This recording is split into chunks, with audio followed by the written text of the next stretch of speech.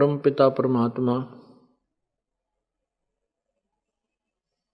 सर्व सृष्टि रचनहार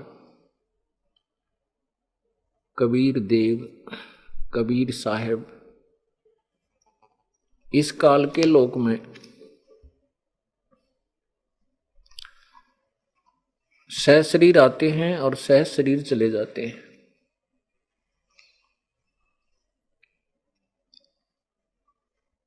वो परमात्मा कुछ समय के लिए यहाँ रहते हैं और एक जन साधारण की भूमिका करते हैं। जब वो परमात्मा यहाँ आते हैं वो तत्व ज्ञान का प्रचार करते हैं, परंतु हम तत्व ज्ञानहीन होने के कारण और उस अज्ञान को तत्व ज्ञान समझकर न तो हम परमात्मा के तत्व ज्ञान को स्वीकार करते हैं और न ही परमात्मा को पहचान पाते हैं। कारण क्या होता है? कारण ये होता है कि उस समय शास्त्र ज्ञान से वंचित और शास्त्रों का ही प्रमाण बताकर सभी गुरुजन शास्त्र विरुद्ध ज्ञान बता रहे होते हैं और हम उनके द्वारा बताए गए उस लोकवेद को, उस दंत कथा को शास्त्रों में वर्णित ज्ञान मानकर हम स्वीकार कर चुके होते हैं। वो परमात्मा जब आते हैं और वो कहते हैं कि जो ज्ञान तुम्हें बताया गया है ये शास्त्र के विरुद्ध है, यथार्थ ज्ञान ये है जो मैं तुम्हें बता रहा हूं। लेकिन हम अर्थात मानव समाज उस परमात्मा के उस तत्व ज्ञान पर विश्वास नहीं करता।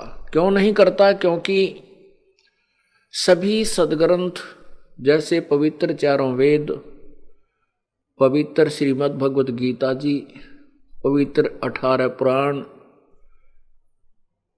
और भी जिन शास्त्रों को हम प्रमाणित मानते हैं वे सभी संस्कृत भाषा के अंदर लिपिबद्ध होते हैं। परमात्मा अपने साधारण भाषा में, सिंपल लैंग्वेज में, उन्हीं शास्त्रों में छुपे गूढ़ रहस्य को अपनी कबीर वाणी के द्वारा, कबीर ग्रह के द्वारा, अमृतवाणी के द्वारा लोकोक्तियों की अर्थात पद्य भाग की शकल में, पद्य भाग के रूप में वो उच्चारण करते हैं, उस ज्ञान को बोलते हैं।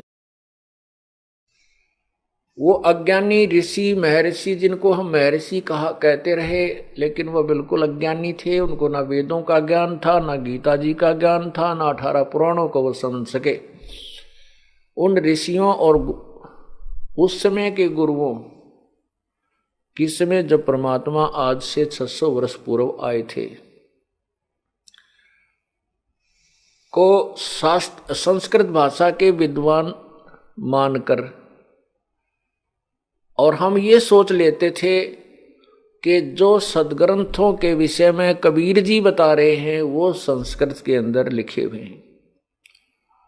और वो अज्ञानी गुरुजन कहा करते थे कि ये जुलाहा, ये कबीर धानक, ये संस्कृत से अपरिचित है, ये संस्कृत भाषा नहीं जानता, इसलिए इसके द्वारा बताई गई जो शास्त्रों का ज्ञान है वो झूठा है।